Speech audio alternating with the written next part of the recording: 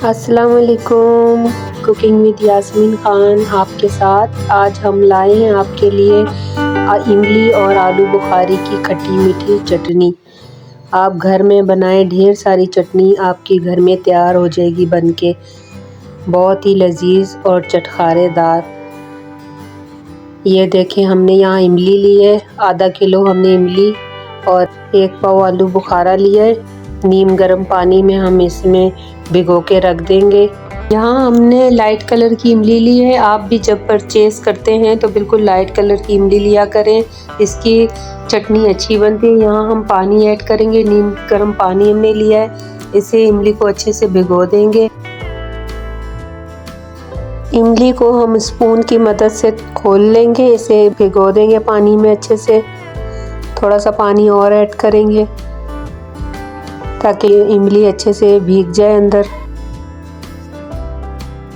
Dip करनी हमने,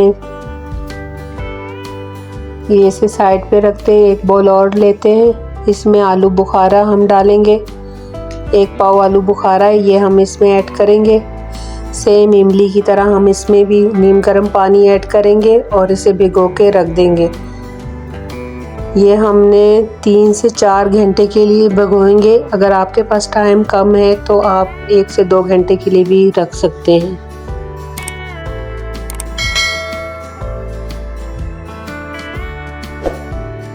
पहले 4 घंटे गुजर चुके हैं, हम चेक कर लेते हैं। ये देखें, हमारी इमली काफ़ी हद तक सॉफ्ट हो गई है, अच्छी सी सॉफ्ट हो चुकी है।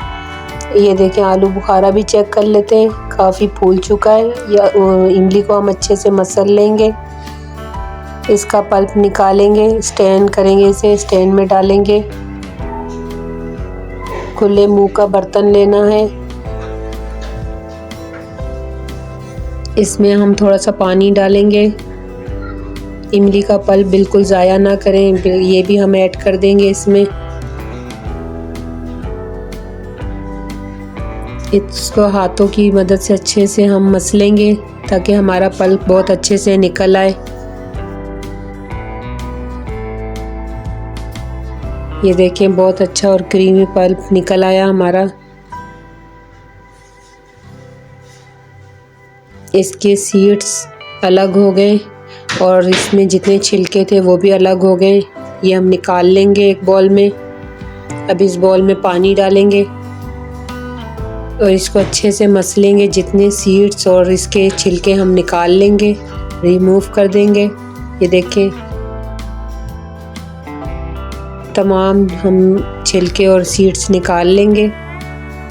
और ये जो पानी हमारी, ये देखें, काफ़ी हद तक हमारा ये कचरा निकल गया है। और ये पल्प हमारा निकला, ये हम ज़ाया नहीं करेंगे, ये भी हम इसमें ऐड करेंगे। स्टैंड कर लेंगे, इसे छान लेंगे अच्छे से।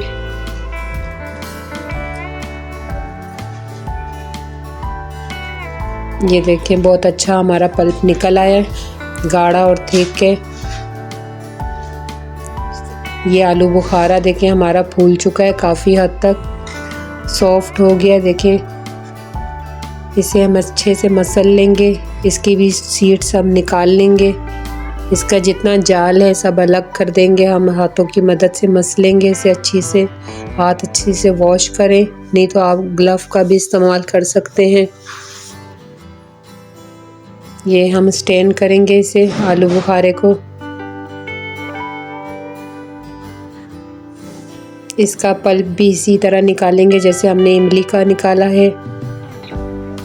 ये देखें, इसके सीड्स अलग हो गए और जाल इसका अलग हो गया है। ये हम निकाल लेंगे। देखें, हमारा पल्प निकल आया आलू बुखारे का और इमली का भी। अब हम स्टार्ट करते हैं। खुले मुंह का हमने पतीला लिया है, फ्लेम मीडियम लो रखनी है। इमली का पल्प हम डाल देंगे, इसे पकने के लिए छोड़ेंगे। साथ ही हम यहाँ आलू बुखारे का पल्प भी डालेंगे, इसे अच्छे से मिक्स करेंगे। इसे भी इससे बिल्कुल आप हल्की आंच पर पकाएं, तेज़ आंच बिल्कुल नहीं रखनी, नहीं तो ये जल जाएगा। मीडियम फ्लेम पर आप पकाएंगे। साथ ही इसमें हम 1 गिलास पानी ऐड करेंगे ताकि हमारी इमली और आलू बुखारे का जो पल्प है अच्छे से पके। हमने मिक्स कर दिया है। यहाँ हम ढक देंगे 5 मिनट के लिए।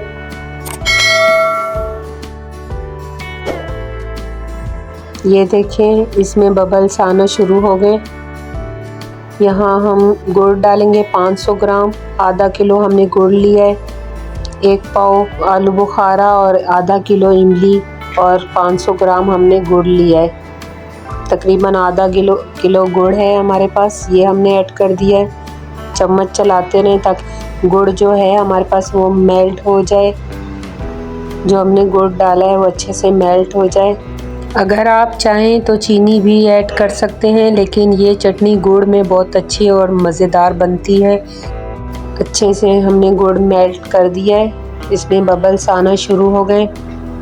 अब यहाँ हम ऐड करेंगे जिंजर पाउडर 1/2 टीस्पून, जिसे हम अदरक का पाउडर कहते हैं, सूंड भी कहते हैं। ये हम फ्लेवर के लिए डालेंगे। आप अगर ये नहीं डालना चाहते या आपके पास नहीं है तो आप 1 इंच का अदरक का टुकड़ा डाल दें। यहाँ हम 1 टीस्पून नमक डालेंगे। इसकी शेल्फ लाइफ बढ़ाने के लिए 1 टीस्पून हमने कुटी हुई लाल मिर्च डाली है और साथ ही पिसी हुई लाल मिर्च डाली है 1 टीस्पून। यहाँ पे हमने भुना हुआ पिसा हुआ ज़ीरा रखा था, वो हम डालेंगे खुशबू के लिए। इसे अच्छे से मिक्स कर देंगे। लेमन जूस है, ये देखें, ये हम ऐड करेंगे।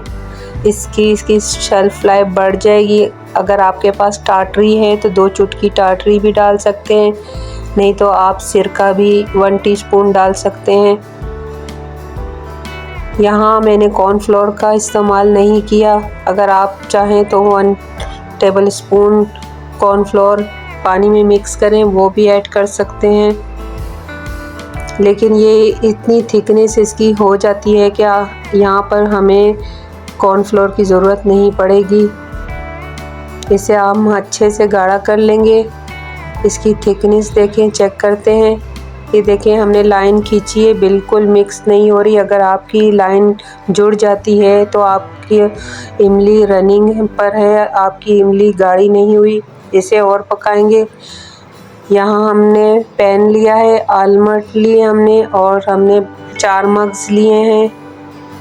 आलमंड हमने गर्म पानी में भिगो दिए थे और उसका छिलका उतार के उसको बीच में से खोल के फिर हम इसे ड्राई रोस्ट करेंगे।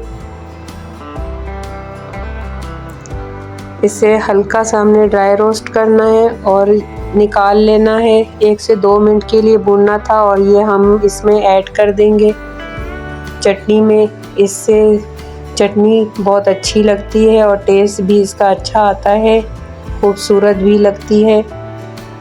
ये देखें, हमारी चटनी बहुत अच्छी सी थिक हो गई है। बस हम 1 से 2 मिनट इसे पकाएंगे और इसे बंद कर देंगे। देखें, हमारी लाइन बिल्कुल आपस में नहीं मिल रही। हमारी चटनी इमली और आलू बुखारे की रेडी है, चटपटी चटनी। आप ज़रूर टेस्ट करें इसे। देखें इसकी थिकनेस, देखें बहुत अच्छी सी हमारी, ये देखें बगैर कॉर्नफ्लोर के इसकी थिकनेस बहुत अच्छी आई है। आप एक दफ़ा बना लें, पूरा रमज़ान आपका अच्छे से गुजरेगा। अफ्तार में आपकी ये चटनी 4 चांद लगा देगी और आप इसे यूज़ करें। आप ऐसे भी खाएं, समोसे, कचौरी और दही बड़ों पे डालें, बहुत मज़ेदार और लजीज चटनी बनी है। आप एक जार लें, उसको बिल्कुल ड्राई रखना है, जार को खुश्क लेना है आपने। नमी बिल्कुल नहीं होनी चाहिए। अगर नमी हुई तो आपकी चटनी सड़ जाएगी, ख़राब हो जाएगी और इसे हम फ्रिज में रखेंगे। ये आपकी पूरा महीना, बल्कि 1 से 2 महीने आपकी ये चटनी आराम से चलेगी। आप पूरा रमज़ान इसे यूज़ करें। अल्लाह हाफ़िज़। नेक्स्ट वीडियो में आपसे मिलते हैं।